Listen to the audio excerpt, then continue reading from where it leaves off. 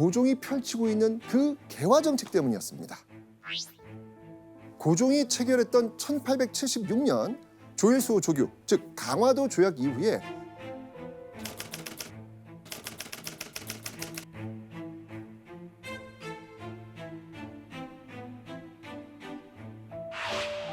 많은 쌀이 일본으로 수출이 됩니다. 쌀이 자꾸 나가잖아요, 지금. 그러니까 조선에 쌀이 부족한 사태가 생기고 맙니다. 쌀이 부족하니까 조선의 쌀값 쭉쭉쭉 올라가죠. 쌀값과 함께 덩달아 물가까지 폭등합니다. 그럼 진짜 싫어할만 하죠. 먹고 사는 문제인데. 네. 반면 개화 정책으로 폭등한 물가를 바로잡을 만한 경제 정책은 또 제대로 내놓지도 못하고 있습니다. 그러니 백성들도 더 이상 못 참겠다라고 하면서 이렇게 구식 군인들과 함께 이 난에 하나 둘 가세하기 시작했던 것이죠. 궁궐을 점령한 구식 군인들과 백성들은요 이렇게 생각했습니다. 나라가 이렇게 어려운 이유는 바로 명성황후와 민씨들 때문이야. 구식 군인들과 백성들은요 고종이 펼치는 개화 정책 그 중심에 명성황후와 그녀의 친족인 여흥민 씨가 있다고 생각을 했던 것이죠. 그래서 일단 명성황후를 제거하고 고종을 탄핵시키려 했습니다. 와, 제거까지 하려고 그랬어요? 자, 그런데요. 이런 환란 속에서 아주 은밀하게 궁을 빠져나갔던 사람이 있습니다. 바로 고종의 아내이자 왕비였던 명성황후였습니다.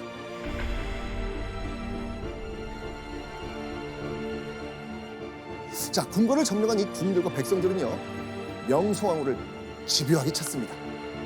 그런데 명성황후는 지금 어떤 상황이에요? 이미 도망갔어요. 네, 몰래 궁 밖을 빠져나간 상황입니다.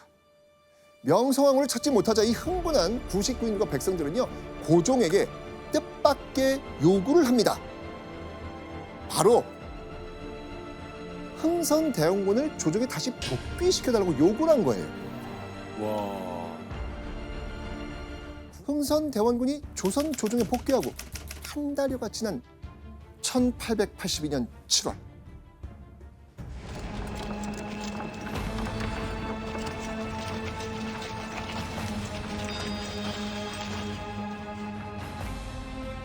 자, 흥선대원군이 끌려간 곳은요 바로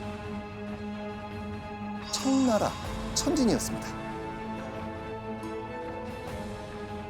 자, 그런데 아니 조선 조정을 다시 장악한 흥선대원군이 대체 왜 갑자기 청나라에 납치당했을까요? 아, 잠깐만. 며느리의 반란. 아니 아들의 그럼 진짜 아들의 계획? 아버지를 끌어내리기 위한 계획? 그건 바로 흥선대원군의 아들 고종 때문이었습니다.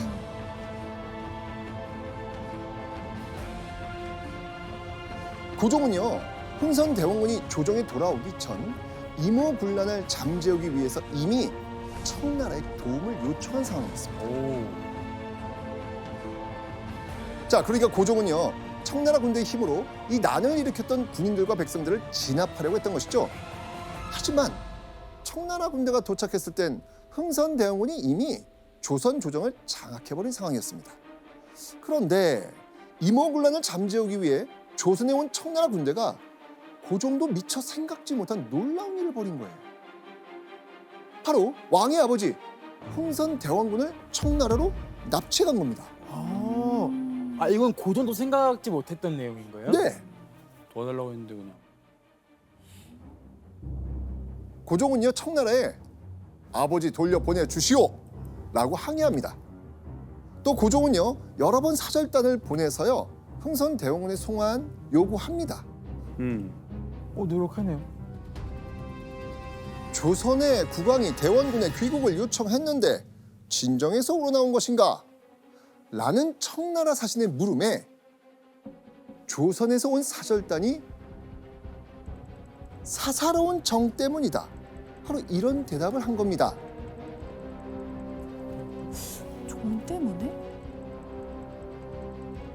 그러니까 단지 아버지와 아들, 부자 간의 정 때문에 이야기한 것이지 외교적인 행동으로 받아들일 필요는 없다는 겁니다. 아, 그 그냥 우리 아버지니까 얘기하는 거지 너무 진지하게 받아들이지 마. 이거인가요? 그러니까 제발 아버지 흥선대원군이 조선으로 돌아오지 않게 해주세요. 우와. 라는 아들 고종의 은근한 바람과도 다름이 없는 거죠. 그죠? 속내가 보이네요. 고종 정말. 네. 아버지 흥선대원군이 청나라에서 소가리를 하고 있던 바로 그때 흥선대원군의 아들 고종은요 보란듯 충격적인 일을 벌입니다. 흥선대원군이 폐지했던 별기군, 개화정책의 핵심 기구 통리기무함은 모두 부활시킵니다.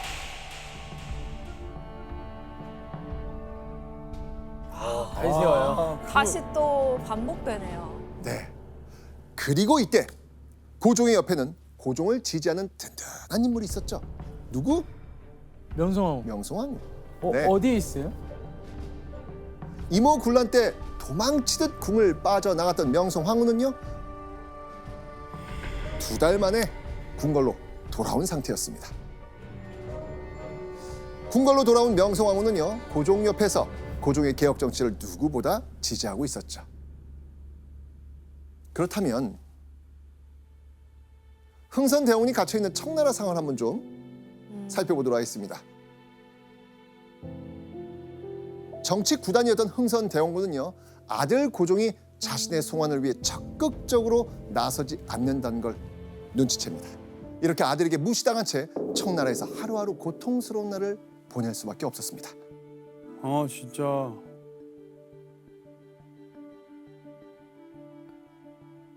그로부터 약 3년의 시간이 흐른 1885년 8월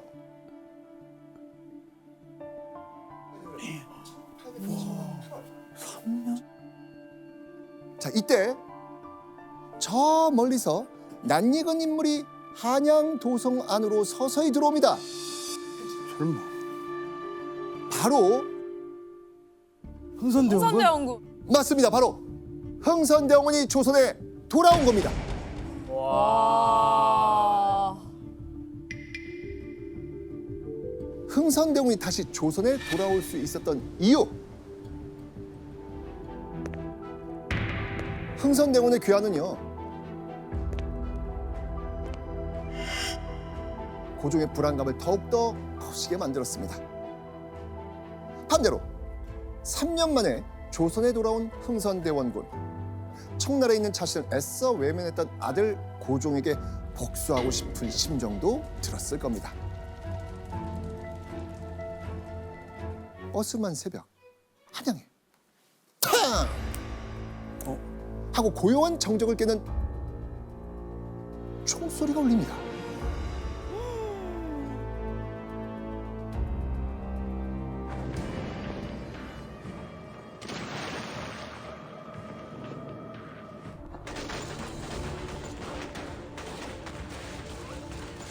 바로 일본군이 경복궁에 무단 침입을 한 겁니다.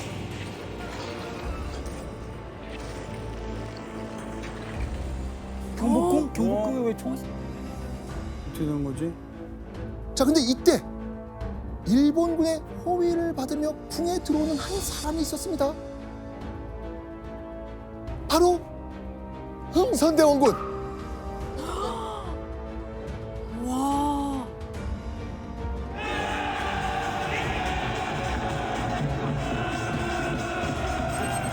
근데 이 동학농민군이 확 하고 일어났는데 조선 정부는 진압을 할 수 있는 힘이 없는 거예요. 그래서 이번에도 청나라에 들어오죠. 그러니까 청나라 군대가 왔어요. 근데 문제는 이번에는 일본이 그걸 빌미로 해서 그럼 우리도 조선의 군대를 보낼래 하고 조선에 또 일본군을 보내요. 근데 일본군이 동학농민군을 상대하는 게 아니라 그대로 서울로 와가지고 경복궁을 점령해버리고 조선 정부를 차지한 겁니다. 근데 문제는 이건 굉장히 무리수잖아요. 그러니까 일본이 조선 정부를 확실히 장악하기 위해서는 협조자가 필요한 거죠. 그 협조자로 일본이 선택한 사람이 대원군이었습니다. 그리고 대원군은 거기에 응한 거고. 아들 고종에게 전권을 위임받은 흥선대원군. 이는 곧 흥선대원군의 세상이 다시 왔다는 걸 의미하는 겁니다. 진짜 이거를 그러니까 너무 미스테리한 거야 너무. 경이롭지. 이야 와 여기 오니까 마야 온 것 같아. 일본 공사관에 아주 충격적인 서신을 보냅니다. 이렇게요. 대원군의 신복 이원궁이 그의 분부라면서 명성황후를 패서인한다는 내용의 패비안을 들고 일본 공사관을 방문했다.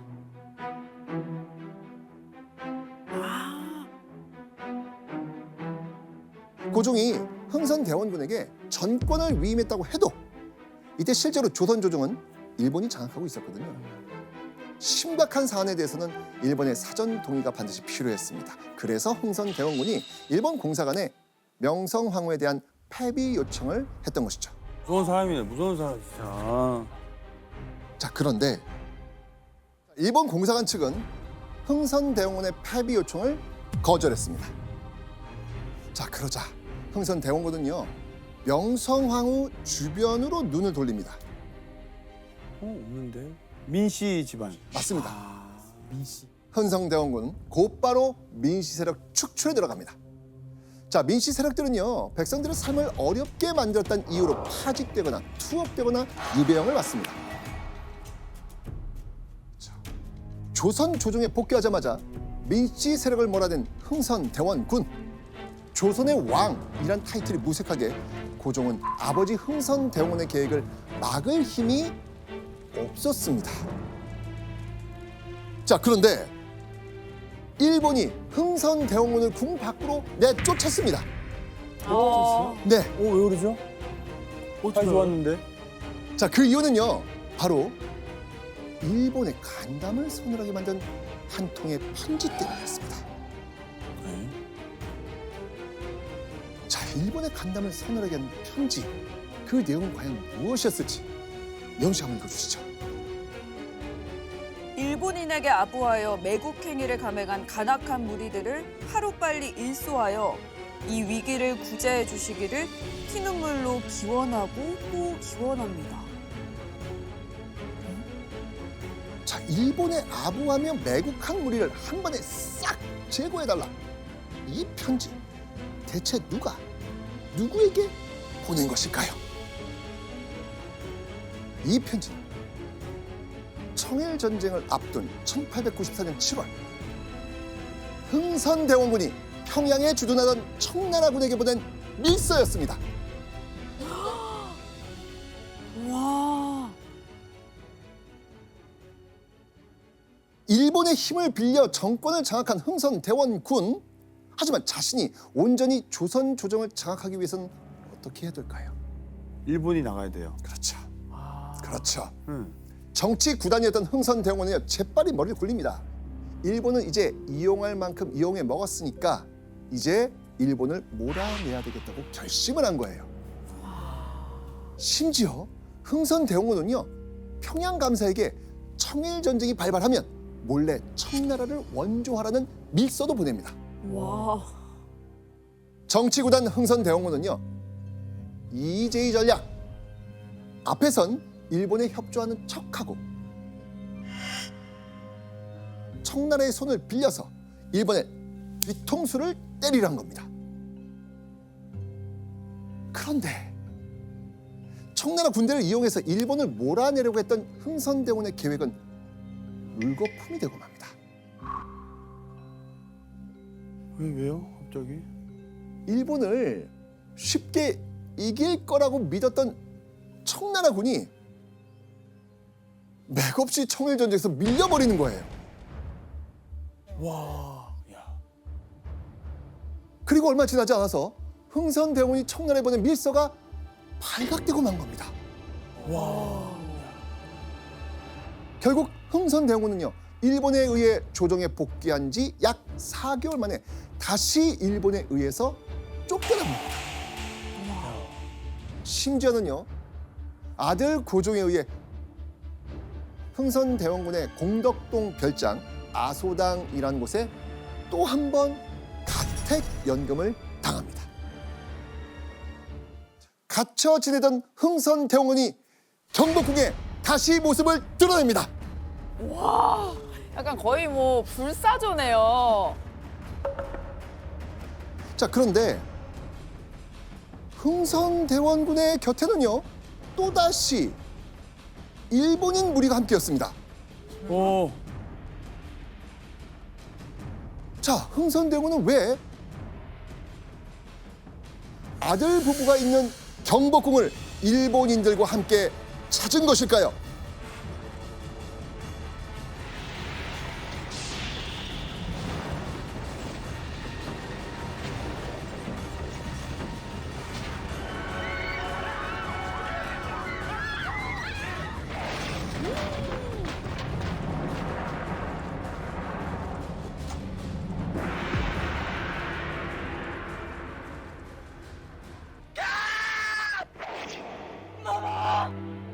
어.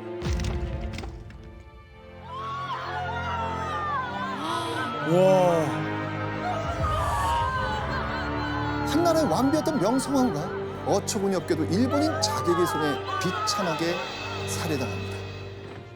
와. 흥선대원군 때문에.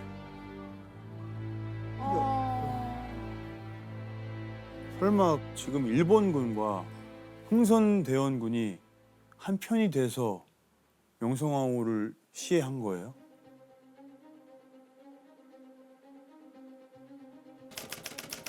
자정이 넘은 시각, 손에 칼을 쥔 일본군이 흥선대원의 별장 아소당에 침입을 합니다.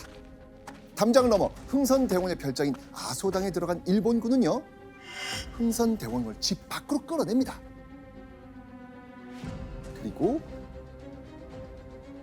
경복궁으로 끌고 간 거예요. 여기는요, 일본군의 치밀한 계산이 깔려 있습니다. 바로 명성황후 시해 사건의 배후에 시아버지 흥선대원군이 있다, 그 누명을 씌우려고 한 거예요. 물론 흥선대원군이 일본군의 이 끔찍한 계획을 미리 알았는지 몰랐는지에 대한 의견은 여전히 분분합니다.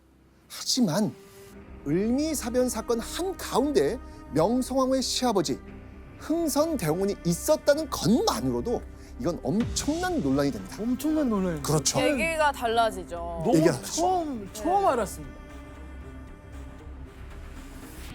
아내이자 정치적 동반자였던 명성황후가 무참히 살해당한 상황.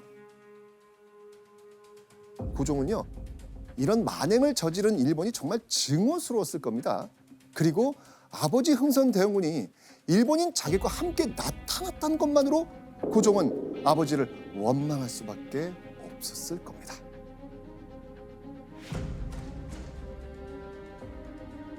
명성황후 시해 사건 이후에요, 흥선대원군과 고종 부자는 철천지 원수가 되고 맙니다. 을미사변이 일어나고 약 3년이 지난 1898년경부터 흥선대원군은 병을 얻어 운현궁에서 알아눕고 맙니다. 생의 마지막을 맞기 전에 아들과의 화해를 원했던 걸까요? 흥선대원군은 병이 깊어질 무렵 이런 말을 남깁니다. 내가 주상을 한번 볼 수 있다면 죽어도 여한이 없겠다.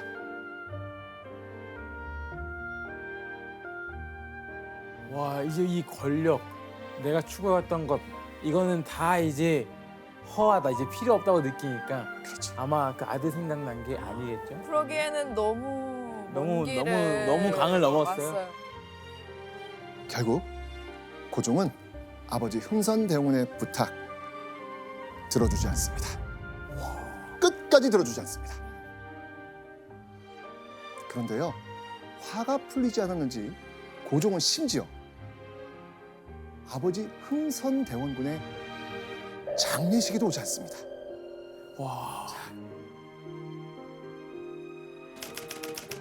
결국 흥선대원군은 자신이 왕으로 만든 아들 고종의 배웅도 받지 못한 채 너무도 쓸쓸하게 생을 마감할 수밖에 없었습니다.